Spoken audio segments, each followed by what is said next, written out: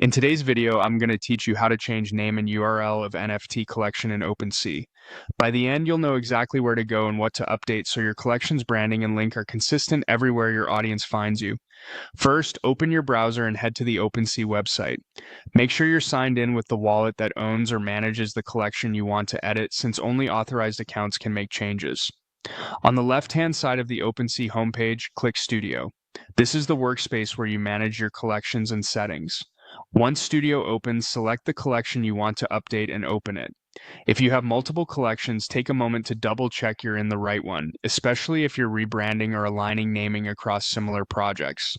Inside the collection workspace, look for collection details and click it. This is where OpenSea keeps the key fields for how your collection appears publicly, including the name and the URL slug. Let's start with the name. In the name field, type your new collection name exactly as you want the public to see it. Keep it clear, readable, and consistent with your broader branding. Avoid unnecessary punctuation or symbols that might not display well across different devices. If you're updating from a previous name, think about discoverability. Use the wording your collectors will recognize so they know they're in the right place. Next, update the URL field. This is the slug that appears at the end of your collection's web address on OpenSea. It needs to be unique across the platform and typically works best in lowercase with hyphens instead of spaces. Keep it short, memorable, and aligned with your brand name. If the slug you want is taken, try a concise variation rather than adding long strings or special characters. Remember, changing this will change your public link, so plan to update it anywhere you've shared it before, like your website, social profiles, or marketplaces.